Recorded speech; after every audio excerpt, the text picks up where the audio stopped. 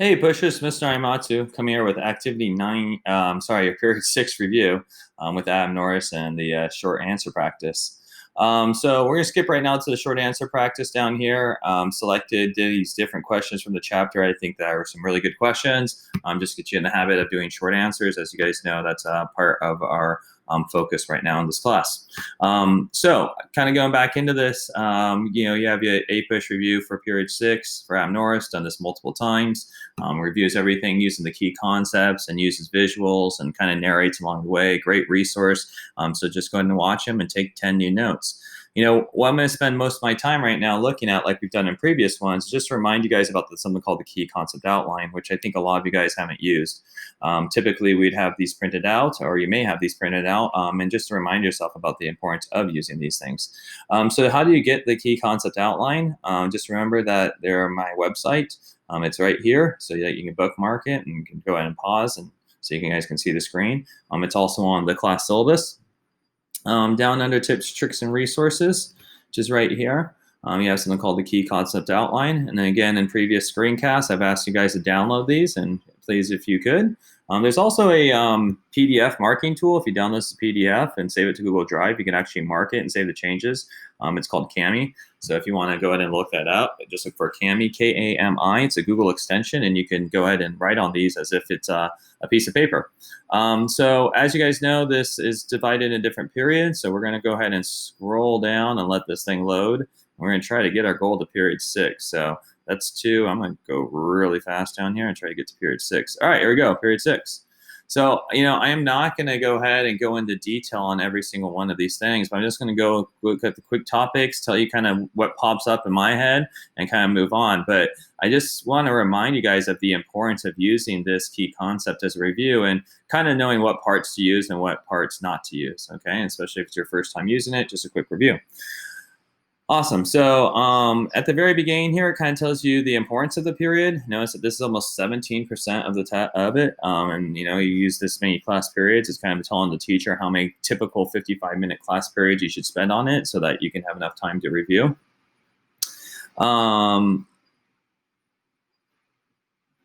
This is a unit at the glance. It kind of shows you a little bit of what we call major topics. That's what I'm going to be focusing on.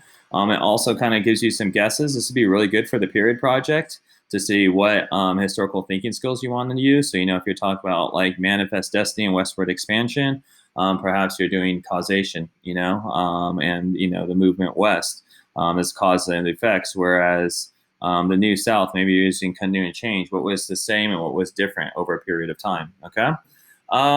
Suggested skill, again, that's more for a teacher. So I really see topic and reasoning really helping you guys out, especially for your period projects. If you're a student that's thinking about like, hey, what historical thinking skills can I use for these different topics? Those are instructional activities, don't need to do. Contextualization, a lot of these things are reviewed again inside the actual topics, but it's just trying to tell you the things that are happening, before and after that this unit. So I tend to skip those, to be honest. When we get to after that to the first topic, which is always 6.2, it's always 6.1 is always contextualization, and 6.2. Now we're getting to the meat and potatoes of things, right? So down here, again, you can see cause and effect, that historical thinking skills causation being used primarily for this topic.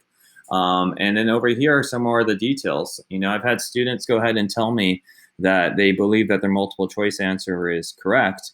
And usually based off of the information here, you can find all the answers. So, in one of my documents, it's called APUSH in 3 steps. I rank the importance, I know some of you guys have seen this, of all these resources, right? You have books, you have the internet, you have Wikipedia, you have websites, you have YouTube. Like out of all these things that can teach you history, what's the most important? And I say, kind of it's me. And then second, it's the key concept outline. This is like the second most important thing. And so if I can teach you how to like read this and understand it, then you guys are going to be very successful. You wouldn't need a book. You wouldn't need YouTube. You could be able to pass the test by just simply reading this. So again, a lot of the key terms and a lot of the details are right here. One thing, so let's go ahead and talk about it.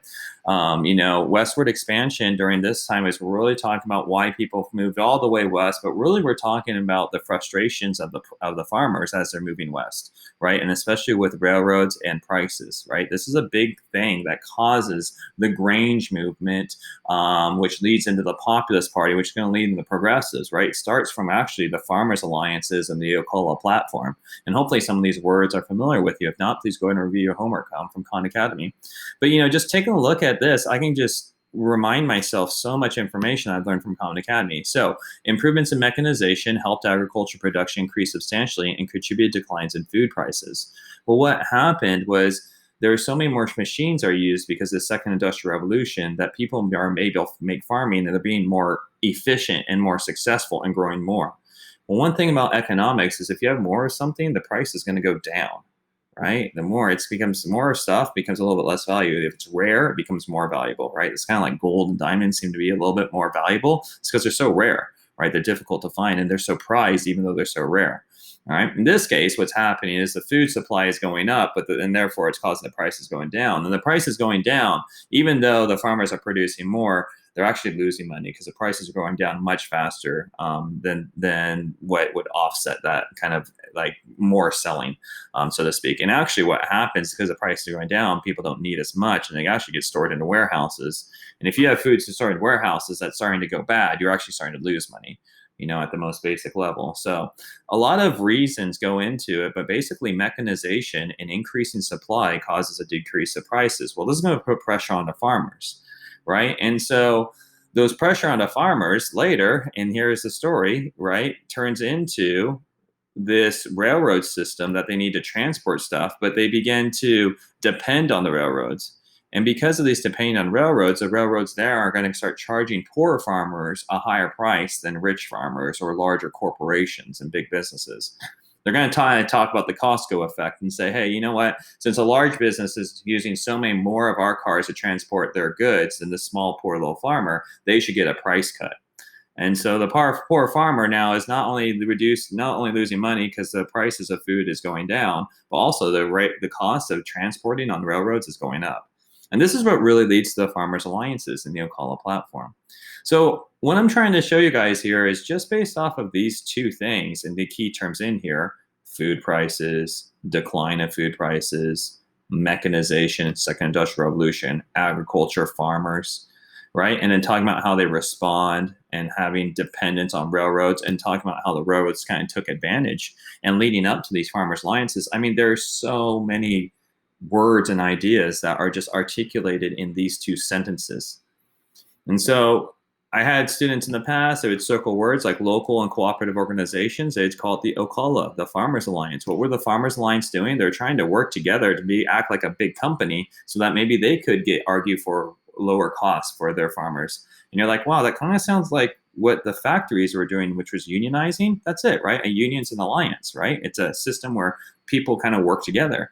And that's what an alliance is usually during war. Well, in this case, there's a bunch of farmers getting together, working together to make sure maybe prices go up, maybe not make so much supply so that cooperatively the supply kind of stays a little bit lower, and therefore the price goes back up a little bit, right? This is actually done today with oil. A lot of the oil companies get together and go, hey, how much should we produce? How little should we produce so that they can change the price of oil?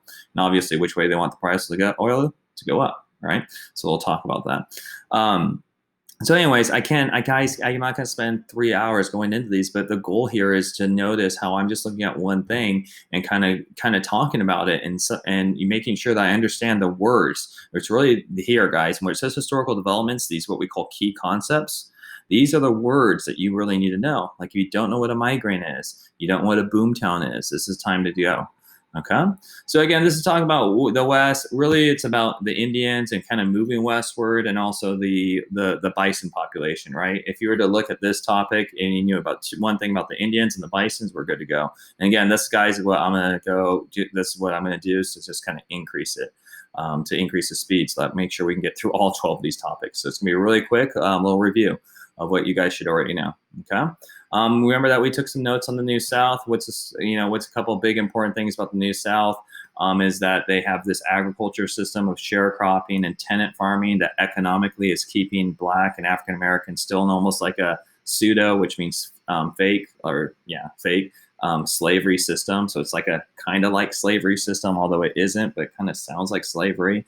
And here, again, looking at the key concept, it really points at Plessy versus Ferguson.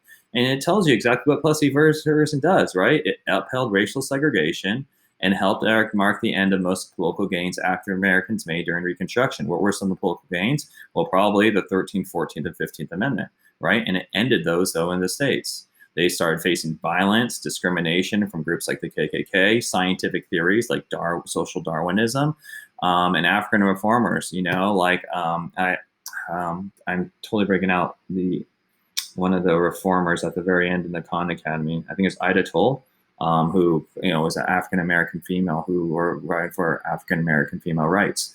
Booker T. Washington, W.E. Du Bois, these are all individuals, that are going to be spoken of during this time, that are starting to ask for equal rights according to the Constitution. Remember that we talked about technology, the Bessemer process with steel, railroads. We're moving over to gasoline type of engines and combustible type of engines at this time. So oil is starting to be important. Electricity, all of these advances are going to also not only transform society, but transform businesses, but really transform society, right? We start to get, San Francisco will start getting those telegraph cars, right? Those cars that go up and down, the electric cars that are going to go up and down the streets of San Francisco. So again, a lot of technological change in here, almost more technological change than we've experienced over the last 20 years. And that's insane considering our information revolution.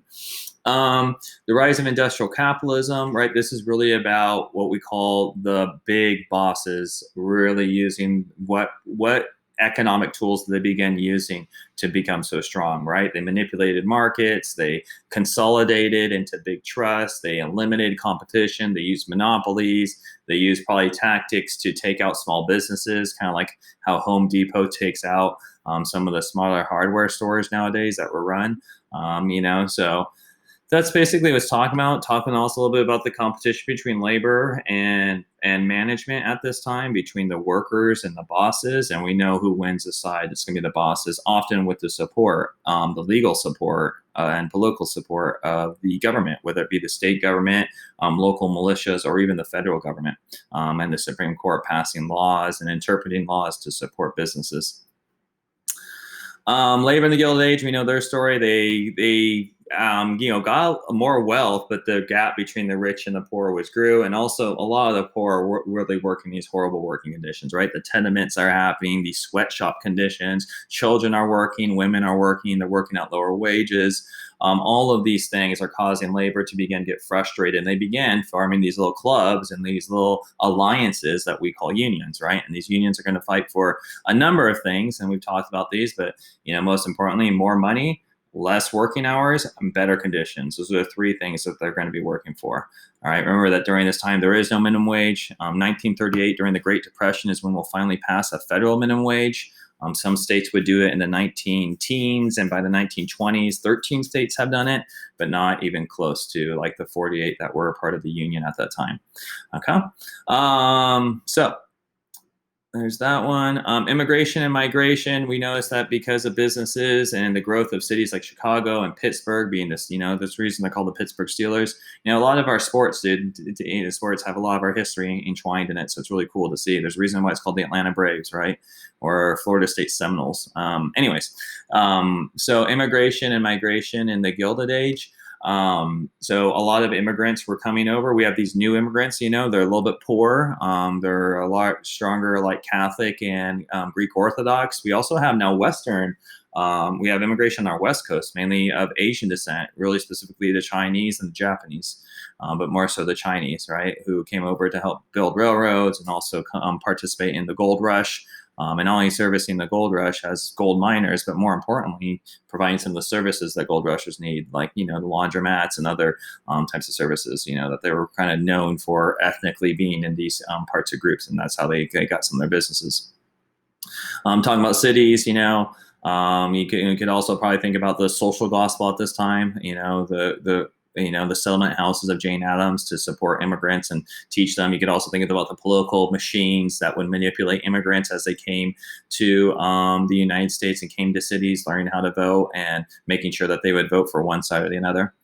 We get this word nativism, social Darwinism, a lot of these isms as not quite a supporter of anybody that doesn't have the right, unfortunately, color at this time, as they would say. Remember that word WASP, white, kind of their racial ethnicity and makeup, Anglo, English speaking, Saxony.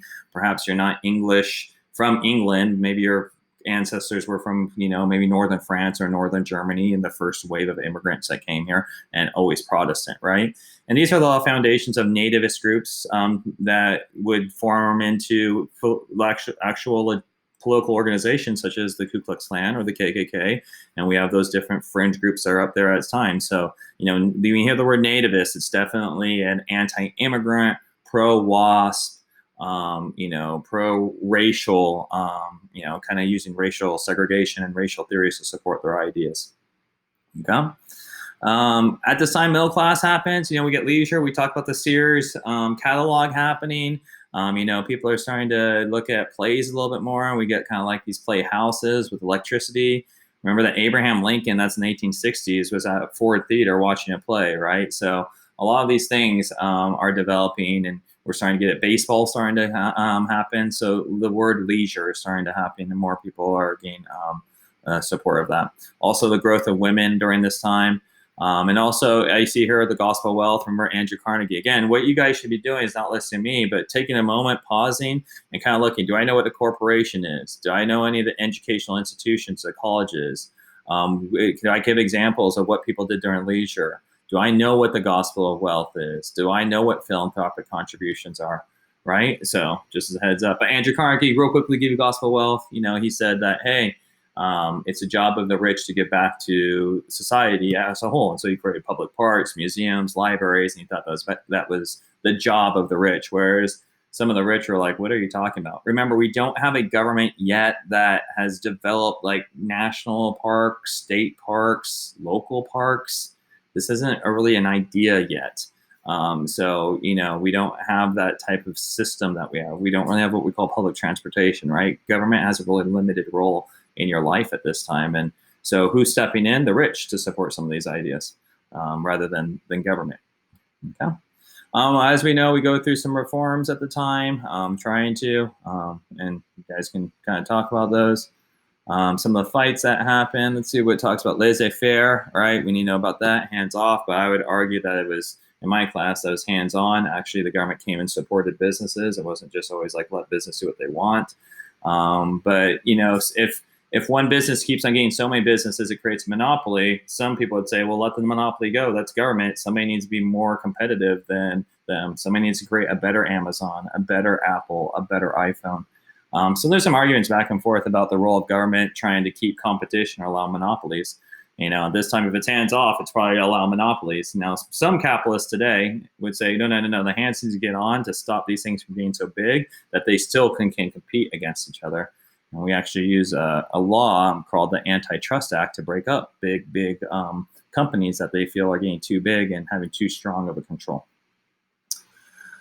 Politics, political machines. We know some about some of the government leaders that are happening at this time. So there we go. And then when you get to continuity and change is kind of like the conclusion, guys. It kind of sums some things up. So kind of like contextualization.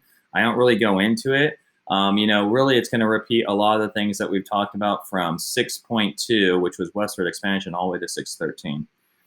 All right, guys. So hopefully you guys can see how I can just use, oh yeah, we didn't even talk about the Populist Party, but hopefully you guys can see, and how they want a stronger government role, right? More involved. So sorry, I'm not going to go back into this, but there's a lot of good information inside this key concept that can really help you for the class. So I hope that you guys are looking at it. Hope you're taking a couple seconds to review it and look at maybe just 2 or 3 words you didn't know and try to learn those, and maybe do that maybe 3 or 4 times a night. And, 12 more things than you didn't know on this period. I think you're going to be doing a lot better.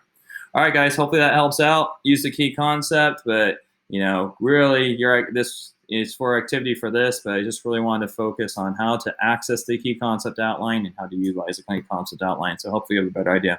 All right, take care, guys. Bye.